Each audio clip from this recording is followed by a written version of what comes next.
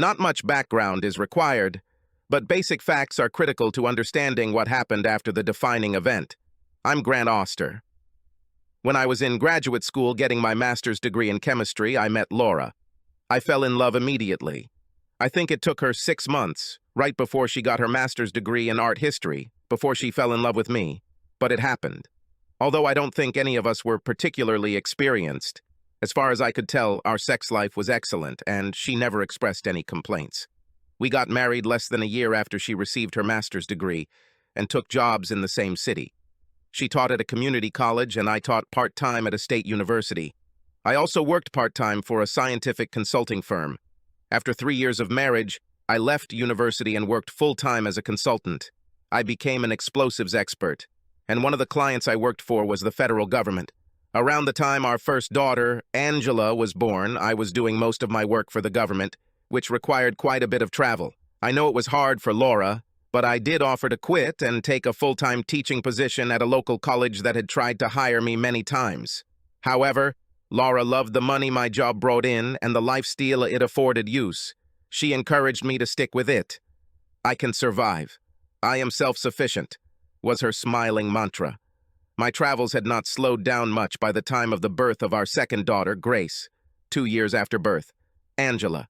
I again suggested a career change, but Laura again insisted that I continue to work as a consultant since we now had an extra mouth to feed, clothe, and train. When the girls were 5 and 7, my schedule changed for a time, and with my help with childcare and after the girls started school, Laura decided to return to work. She took an administrative job at a local university, focusing primarily on the liberal arts college. For reasons I never really understood, but which I didn't care about because it made her happy, Laura developed a keen interest in photography. We have more than a dozen albums dedicated to our life with children. Another, at first glance, strange interest that Laura showed at that time was in other languages, and primarily Italian. Now there were times when Laura traveled for her work, especially to Chicago, where she had meetings with philanthropists, visiting professors, and the Art Institute, as well as visits with Gina, her college friend, who was an exchange student from Italy at the time, but now worked in Chicago. When the children were 8 and 10 years old, terrorist activity around the world made my skills extremely valuable to the federal government, and I was hired to work for them full-time for 2 years. I discussed this with Laura for many hours before agreeing to the assignment, because it would have resulted in a lot more travel over the course of those 2 years, or possibly longer, and sometimes I would have been away for more than a month at a time. Laura encouraged me, telling me that she and the girls would miss me, but everything would be okay. Because of my job with the federal government, I was away for 2 Christmases in a row when Grace was 9 and 10 and Angela was 11 and 12, which was heartbreaking. Laura took the girls to visit Gina in Chicago. I spoke to them on the phone every day during their week-long visit, and they seemed happy enough. Apparently, Gina's relatives were visiting. Some of them the girls had met before, and some were children about the age of our daughters.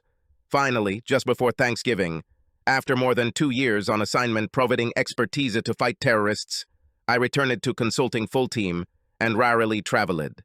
Laura continued to go out from time to time, usually about once a month for 2 or 3 days, mostly to Chicago, and I was happy to take on full parenting responsibilities for Grace and Angela when she was away, although they sometimes went with her.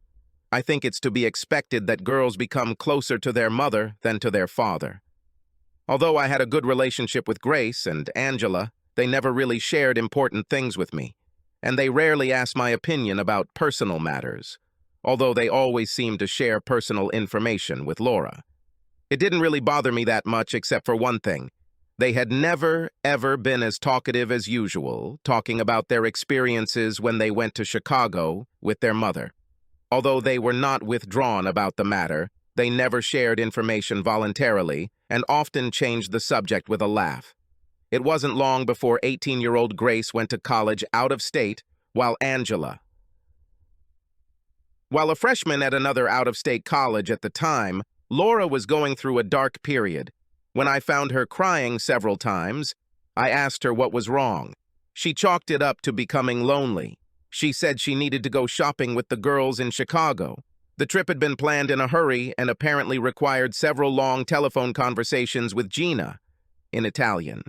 Since I didn't understand Italian, I just accepted what Laura told me about the details. I had no reason to doubt her, although she had never been as whiny as she was 3 or 4 days before she and the girls left for Chicago.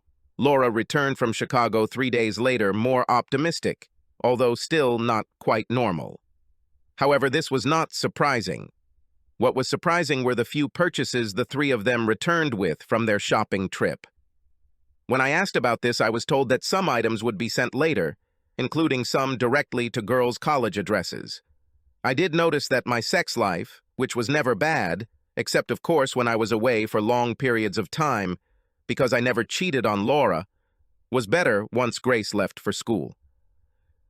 I chalked it up to Laura and I bonding as empty nesters, and I really liked that it started happening more often.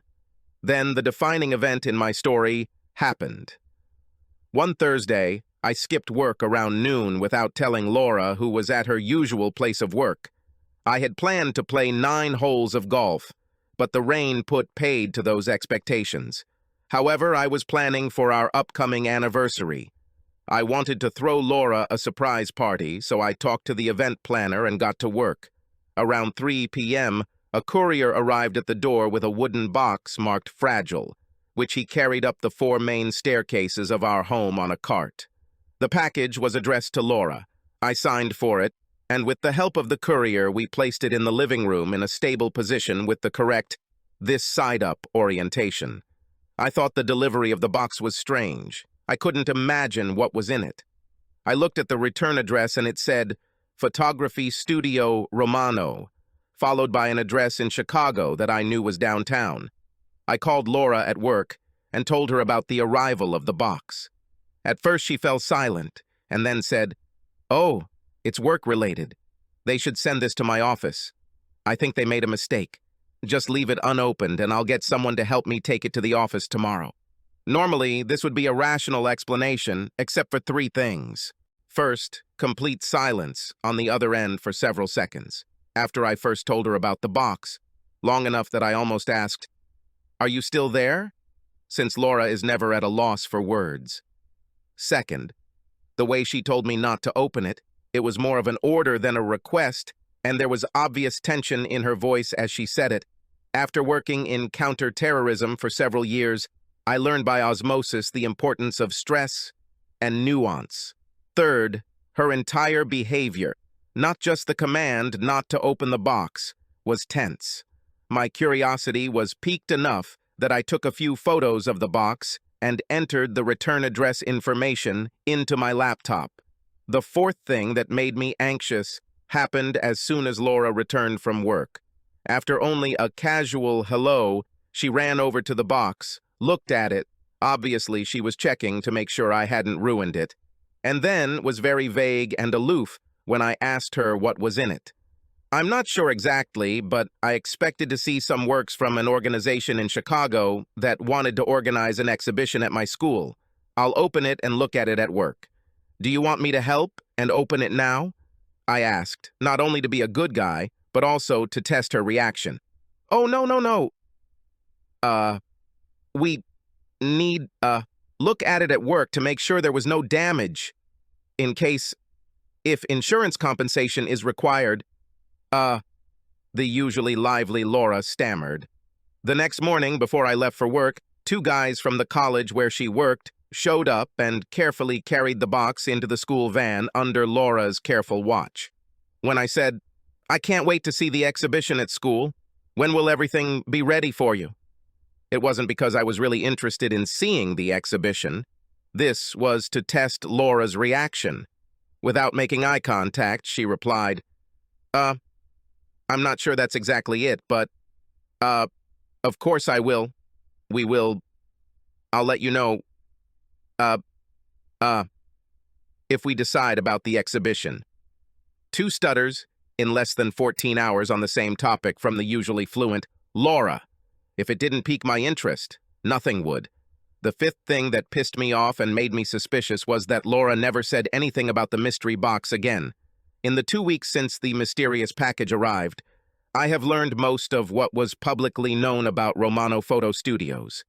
It was a business in the USA of a world-famous photographer, Piero. Romano is a man I've probably heard of at some point, but surprisingly, a man I'm sure Laura never mentioned, despite it being part of her photography hobby and her university job. She often talked about artists and photographers. Piero had a very original style.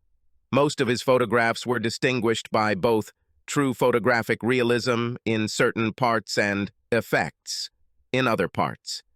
He was considered a master of the traditional photographic effects of bokeh, blur, panning, rule of thirds, and long exposure, often combining several effects in a single photograph.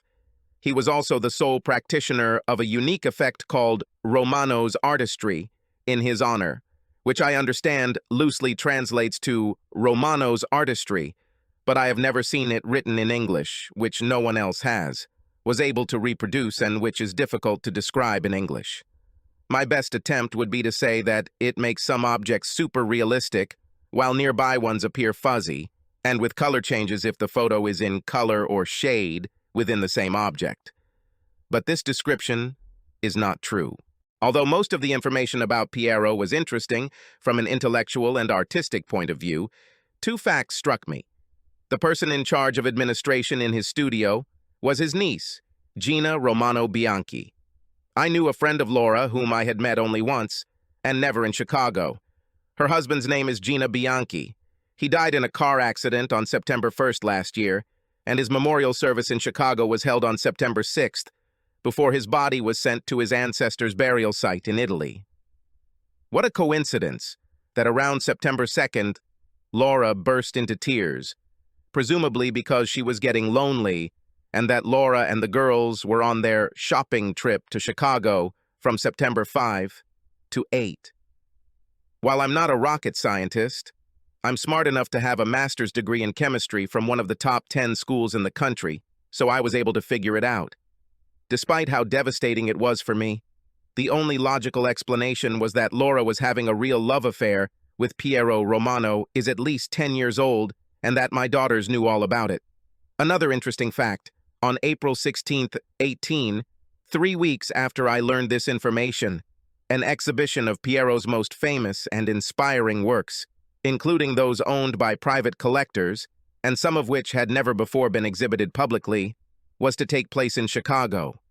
I was confident that Laura would have a business trip to Chicago around this time, even though the 18th was my birthday, and that the exhibition would most likely include the photographs that were in the box, delivered to our home 2 weeks earlier. Never in my life have I been so motivated to come up with a plan to deal with my cheating wife and traitorous daughters. Because of my initial anger, which I would have to suppress in order to accomplish what I wanted, I had to arrange a business trip for the night of the day. I learned the incriminating information, and 2 nights later. I apologized profusely to Laura in a message I left on her work phone after I had packed everything we needed from our house for a 3-night stay at a local hotel, promising to make amends. The first part of my plan was to have all the necessary divorce papers ready to file as soon as I had the evidence I expected.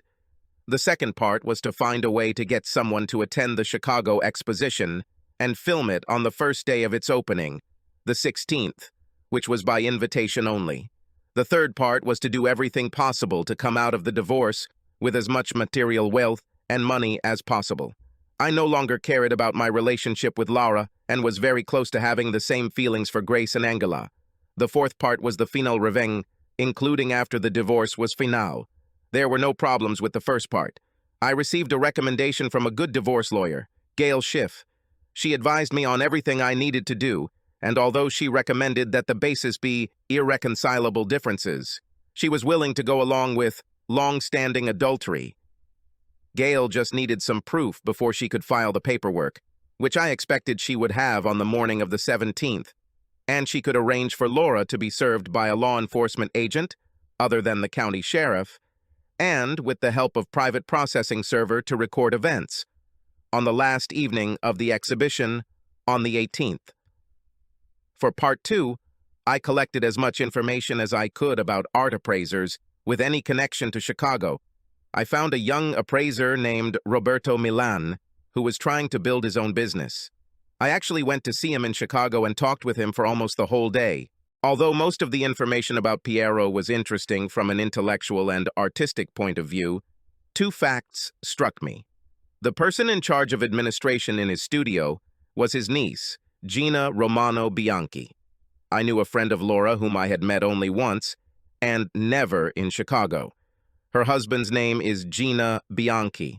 He died in a car accident on September 1st last year, and his memorial service in Chicago was held on September 6th before his body was sent to his ancestors' burial site in Italy. What a coincidence that around September 2nd, Laura burst into tears, presumably because she was getting lonely and that Laura and the girls were on their shopping trip to Chicago from September 5th to 8th. While I'm not a rocket scientist, I'm smart enough to have a master's degree in chemistry from one of the top 10 schools in the country, so I was able to figure it out. Despite how devastating it was for me, the only logical explanation was that Laura was having a real love affair with Piero Romano, is at least 10 years old, and that my daughters knew all about it. Another interesting fact. On April 16, 18, 3 weeks after I learned this information, an exhibition of Piero's most famous and inspiring works, including those owned by private collectors and some of which had never before been exhibited publicly, was to take place in Chicago. I was confident that Laura would have a business trip to Chicago around this time, even though the 18th was my birthday, and that the exhibition would most likely include the photographs that were in the box, delivered to our home 2 weeks earlier. Never in my life have I been so motivated to come up with a plan to deal with my cheating wife and traitorous daughters. Because of my initial anger, which I would have to suppress in order to accomplish what I wanted, I had to arrange a business trip for the night of the day I learned the incriminating information, and 2 nights later. I apologized profusely to Laura in a message I left on her work phone after I had packed everything we needed from our house for a 3-night stay at a local hotel, promising to make amends. The first part of my plan was to have all the necessary divorce papers ready to file as soon as I had the evidence I expected. The second part was to find a way to get someone to attend the Chicago exposition and film it on the first day of its opening, the 16th, which was by invitation only. The third part was to do everything possible to come out of the divorce with as much material wealth and money as possible. I no longer cared about my relationship with Laura and was very close to having the same feelings for Grace and Angela. The fourth part was the finale revenge, including after the divorce was final. There were no problems with the first part. I received a recommendation from a good divorce lawyer, Gail Schiff. She advised me on everything I needed to do, and although she recommended that the basis be irreconcilable differences, she was willing to go along with long-standing adultery. Gail just needed some proof before she could file the paperwork, which I expected she would have on the morning of the 17th. And she could arrange for Laura to be served by a law enforcement agent other than the county sheriff, and with the help of private processing server to record events, on the last evening of the exhibition on the 18th. For part 2, I collected as much information as I could about art appraisers with any connection to Chicago. I found a young appraiser named Roberto Milan, who was trying to build his own business. I actually went to see him in Chicago and talked with him for almost the whole day. Roberto was generally familiar with Piero's work and was confident that he could get an invitation to the opening on the 16th. He didn't mind filming something I thought might interest me using the small, expensive, easily hidden HD camera I gave him, and he thought he might give it a good and high rating. What were the photos worth that I expected to be there? Some really experienced appraiser might be able to refute my analysis, but I would be happy to take on the challenge as it would help me establish myself as a real player in the world of art appraisal, were the last words that made me hire Roberto. For the parts 3 and 4 segments, I cashed in 2 bearer bonds that we had had in our safe deposit box for at least 12 years. I didn't remember if Laura had ever actually known about them, and she certainly wouldn't remember them now. Now they were worth about $25,000 together. For the other part of Part 3, I provided my lawyer with a complete list of all our assets, including the valuation of our home. I photographed all of Laura's jewelry and the entire contents of our safe deposit box, minus the bearer bonds, of course, and provided my lawyer with updated bank statements, credit card numbers, and outstanding purchases, retirement, and brokerage accounts. As a little snippet of Part 4, on the last day I was supposed to be out of town, I snuck into the house while Laura was at work and used a magic marker to erase my face from every photo in the dozen or so albums Laura had taken over the years. Having never looked through them in their entirety before, I was surprised by the low percentage of photos I was in, no more than 15%. I also found 2 photographs that I had never seen before, and even if I had seen them, I probably would have considered them innocent. They were Laura, Gina, Grace, Angela, and, drumroll, Pierrot. I scanned these photographs and made high-quality photocopies before returning them to the album, crossing them out with a black marker, indicating Pierrot with an arrow, and signing them the love of Laura's life. Laura told me 2 days after I returned from my business trip that she had to go to Chicago from the morning of the 15th to the afternoon of the 19th. When I expressed my disappointment that she would not be with me for my birthday and offered to accompany her, she calmly, apparently counting on my reaction, objected, saying that it was on business, but that she would take me to the resort next weekend and will make amends in a way I've never experienced before. As for all parts 1, 3, and 4, this was a particularly risky part of my plan. The rest, especially after I got comfortable with the art appraiser and hired one, I was quite confident would fall into place. The risky part was talking to Grace. I decided that I needed to meet Grace face to face.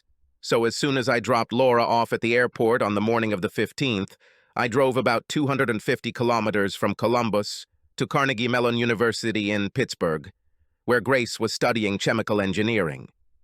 Why Grace and not Angela?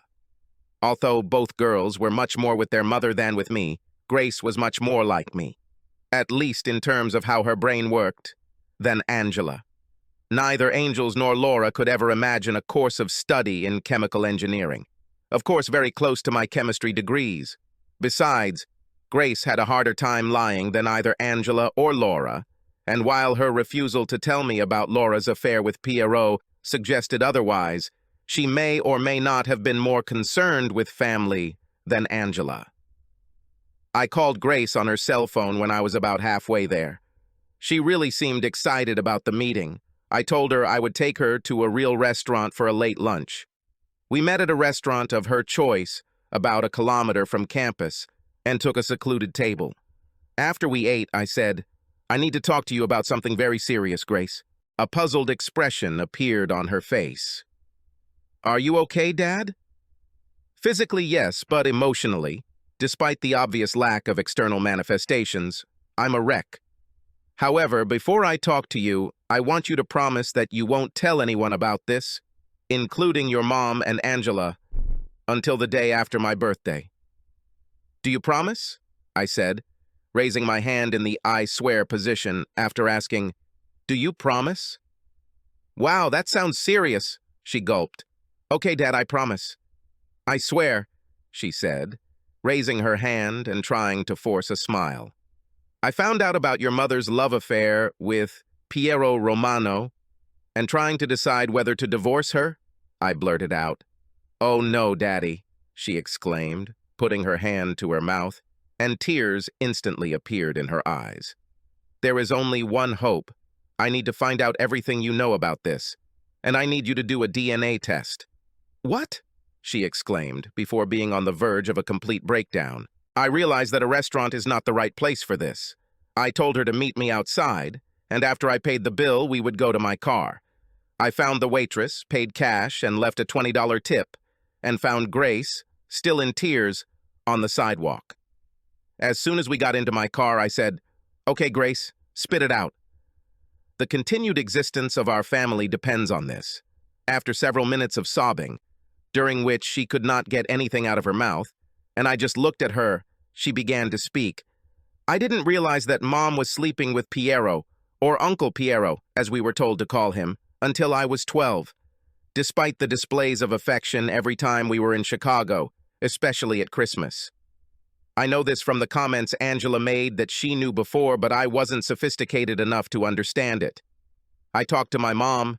She said it was mature, that she was in love with two men, and that I will understand when I grow up, that you should never find out, because it could mean the end of our family, because you were too unemotional, I think that's the word she used, to describe you.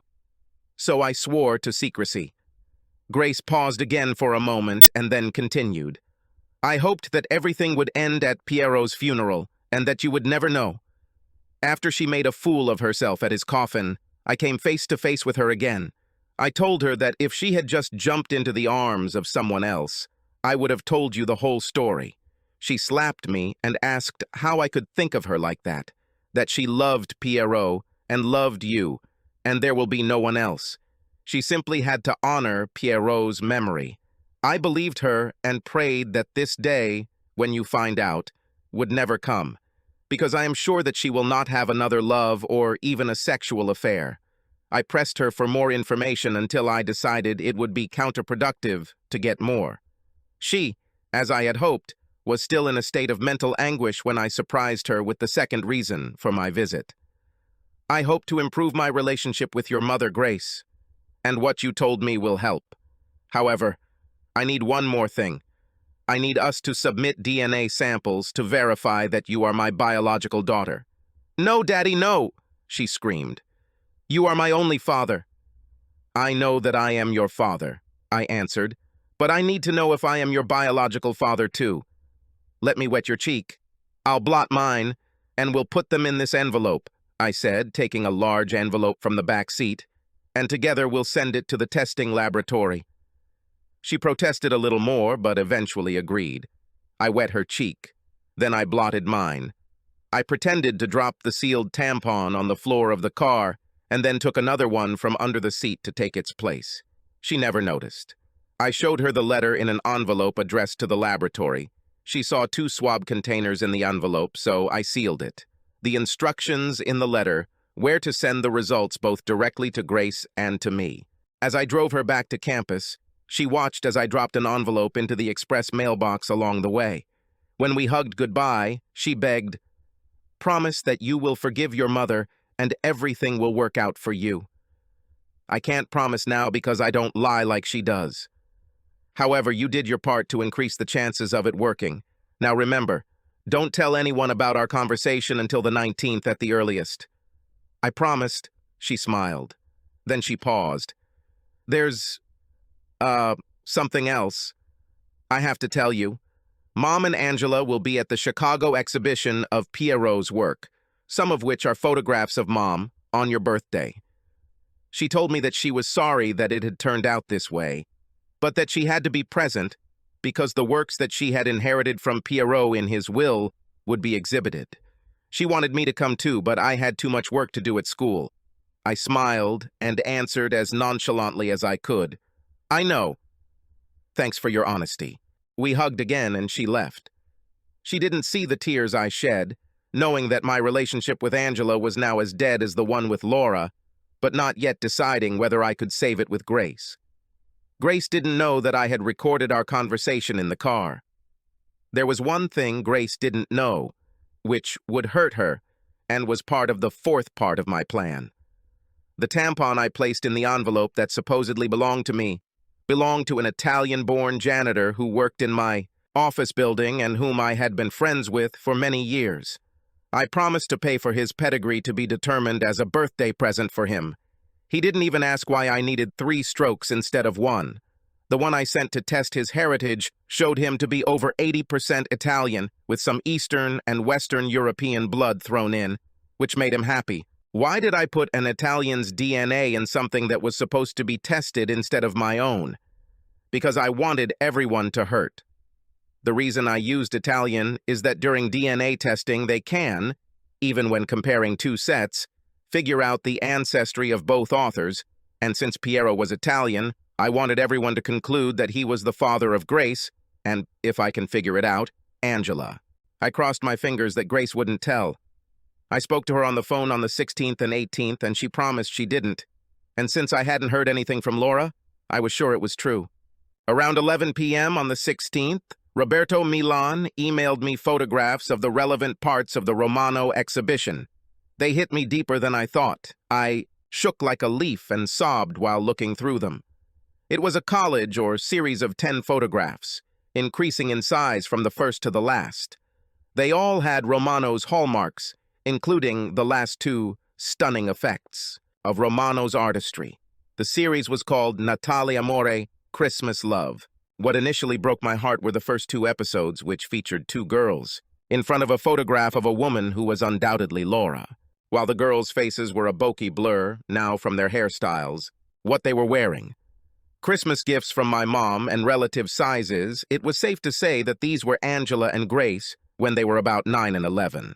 In the second photo of the first two, one of Laura's breasts was exposed, and she had a look that could only be described as, "Have sex with me." Over the next 3 episodes, Laura wore less and less clothing until the last episode saw her naked.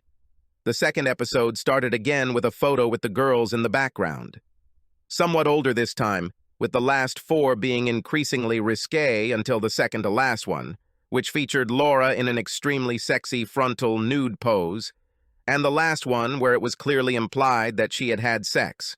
After I threw up, drank some ginger ale, and had a good cry, I looked at the photos again. If they weren't breaking my heart, I'd have to say that the last 2 photos were probably the best of their kind I've ever seen.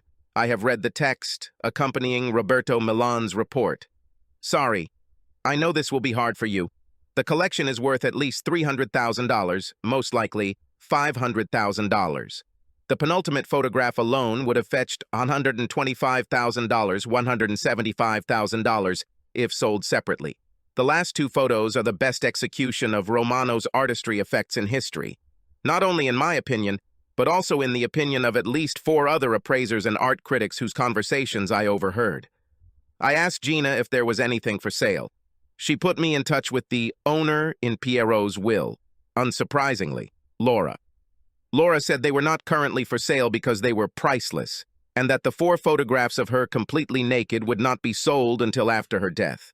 I wouldn't want the general public, and especially my husband, to see me like this while I'm alive, she said, especially my husband, with a laugh. Even though he was doing his job, he might as well have stripped me of my dignity. "I have her on tape," were the last words of his email, accompanied by a frowning emoticon. I emailed a digital form of my recording of what Grace said, as well as Roberto's photos and words, to my lawyer, Gail Schiff. She called me at 7:30 a.m. on the 17th. "Obviously, your petition for divorce is based on an allegation of adultery. A law enforcement officer will be serving Laura at the reception tomorrow evening." "I need to add something," I said. "I'll send this so you can send it to your process server along with your divorce papers." I handed Gail the envelope addressed to Angela. The envelope contained a letter from me, a cheek swab from an Italian janitor, a container of a new swab, and an express mail envelope addressed to the DNA lab with instructions attached. The letter from me to Angela said, "Angela, if there is any hope that you and I will have a relationship in the future, there is one thing you must do for me.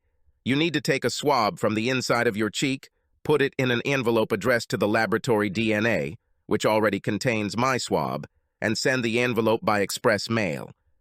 As you can see, the laboratory has instructions to send the results directly to you to the school, as well as to me. Maybe you don't want a relationship with me in the future. However, you still need to do as I ask, because if you don't, I will make sure my money is tied to it, and you can say goodbye to tuition, room and board, and freshman and senior year expenses at that expensive private college you attend. So, even if you hate me as much as your actions and inactions towards me in the past would suggest, it is in your best interest to do what I ask. Grace has already complied with the request. Your father, Grant Auster." I was glad I wasn't there when the scandal broke in Chicago on my birthday. The process server told Gail that Laura and Angela were smiling broadly as they interacted with the public around 9 p.m. on the 18th. They were puzzled when the law enforcement officer handed them the envelopes because the processing server who was with him was taking photographs. They opened the envelopes on the spot. The law enforcement officer left, but the process server stayed, taking more photos until he was kicked out.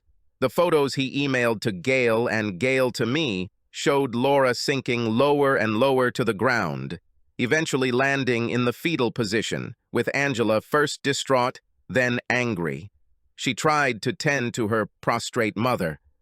"Really ruined the holiday?" was the final cryptic comment from the processing server in the email accompanying the photos, with a smiling emoji attached.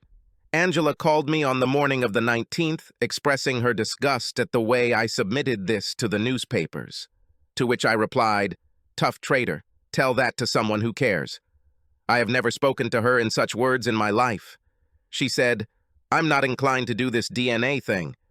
Want to find out who your biological father is and not the idiot who supported you all these years?" I asked sarcastically. "You are my father," she answered. "Maybe, maybe not," I replied. "However, one thing is certain. I've already asked my lawyer to freeze all of your mother's accounts and mine. I can assure you that there will be no money for your education in the future, or even for living expenses since you turned 20, unless you mail this envelope with your tampon. Now that I think about it, I'd need a video of you swabbing your cheek, putting it in an envelope, and mailing it. All at the same time to believe you, given the lies you've told me over the years. It's cruel." "I didn't lie to you," she growled. "Oh, really?" I giggled.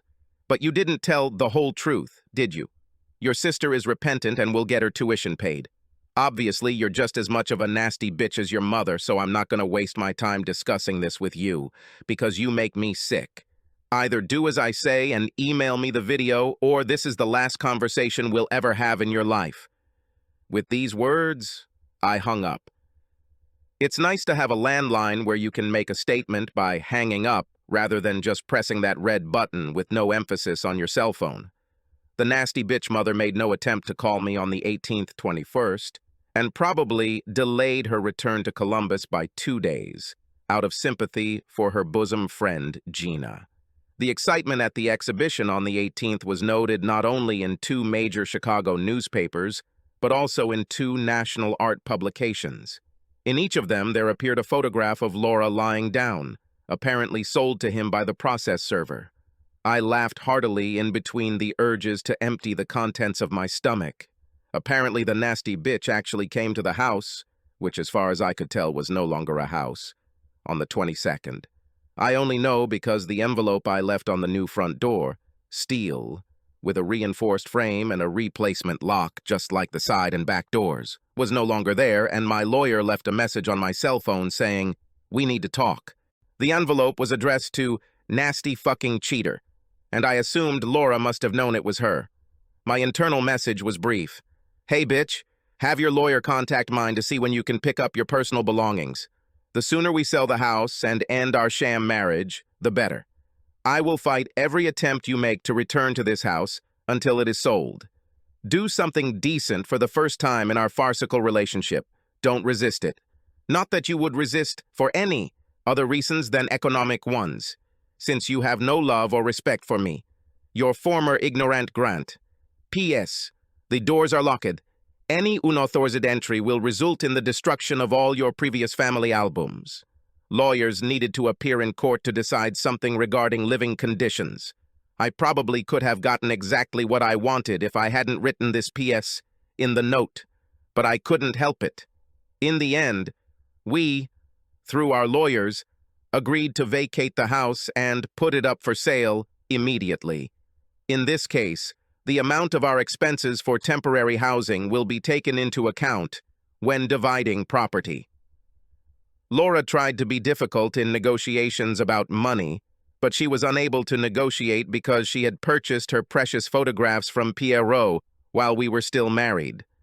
When I asked for 5 photos, she could choose 1, then me, etc., until all 10 were shared.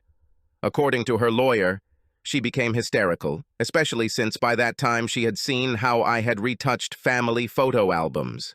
At Laura's insistence, we had Romano's photographs appraised, one by an appraiser she hired, and the other by a neutral appraiser.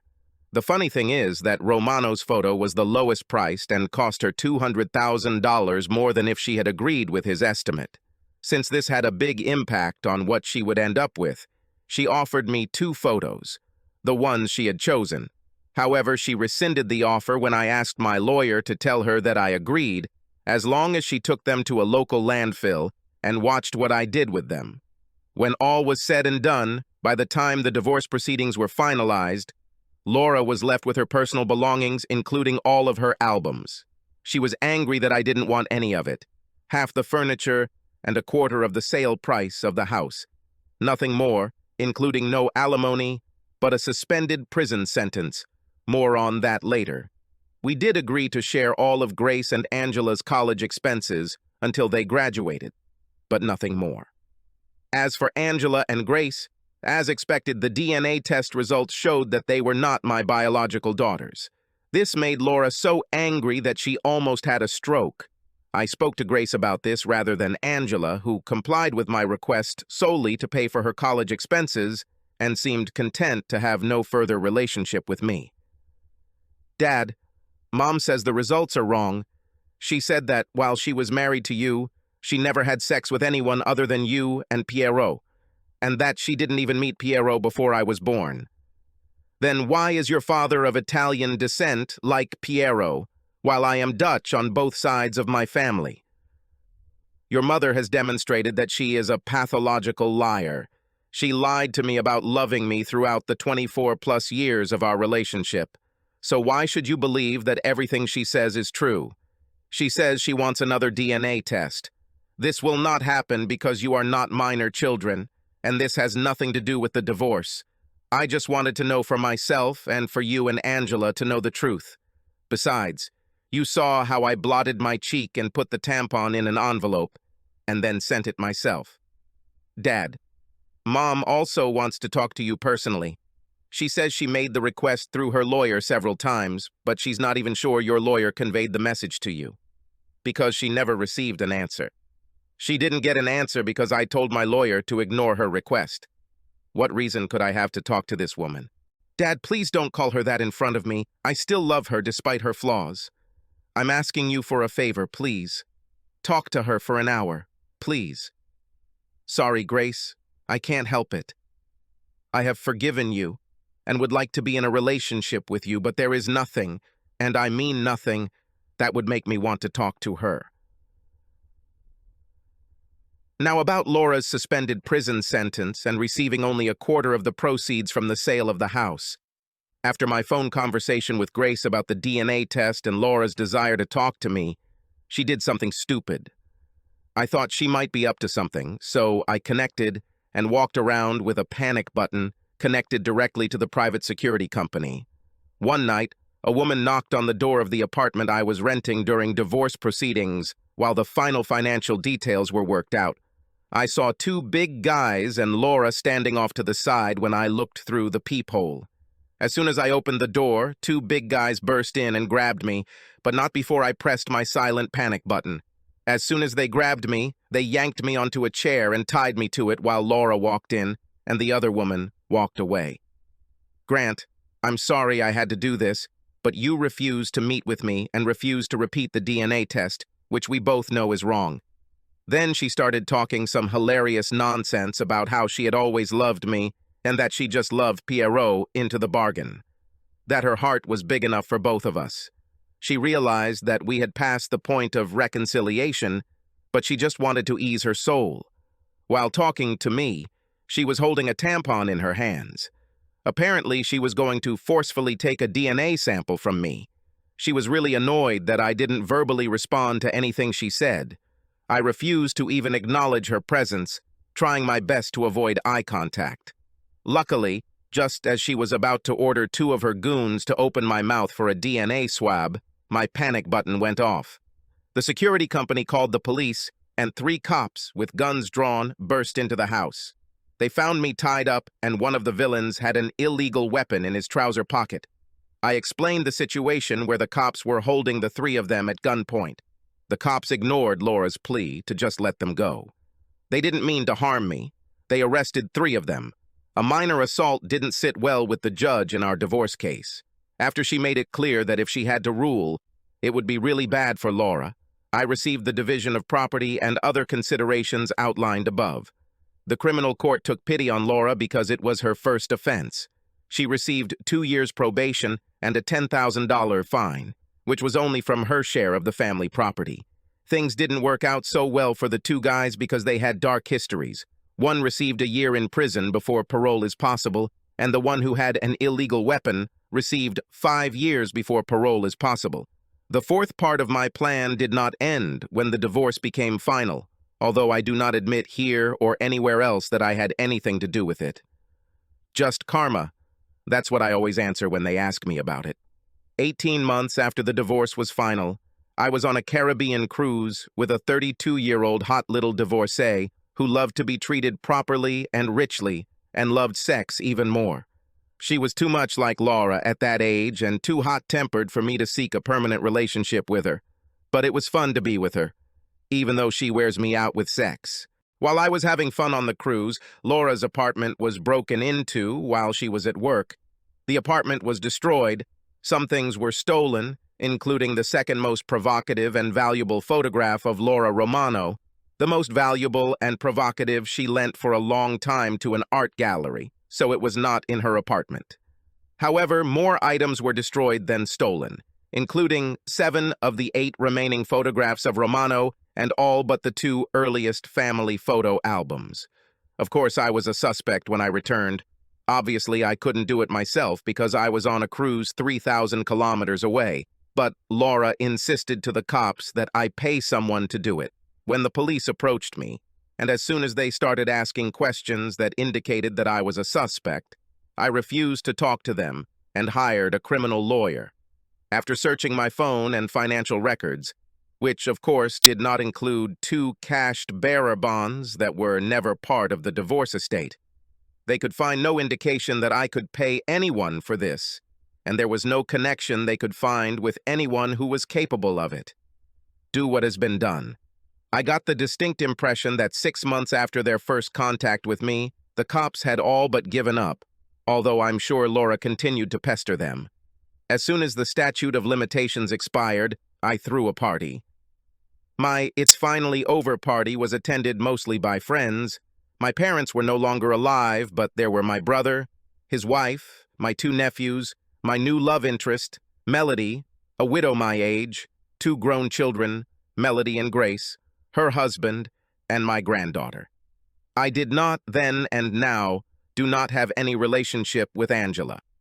I was not invited to her wedding and would not have gone even if I had. However, I heard from Grace that Angela's husband caught her cheating, and she is in the early stages of divorce proceedings. Laura gave Grace an ultimatum: either break all ties with me or with her. To everyone's surprise, including mine, she chose me, probably because she was convinced that Laura, as I thought of her, was a pathological liar. More importantly, Grace realized how terrible it was that her mother threw information about her relationship with her lover in her daughter's face and forced them to lie to cover up her infidelity. Grace didn't want her children to face this kind of attitude. There has only been one thing that has caused friction between Grace and I over the past 5 years. I told her the truth about DNA testing. At first she was angry with me, but she forgave me, just as I have forgiven her for her duplicity over the years. She was actually very happy that I was her biological father. I had another DNA test done to prove it in addition to the practical one. I really believe Laura moved to Chicago, but I don't know for sure, and more importantly, I don't give a damn.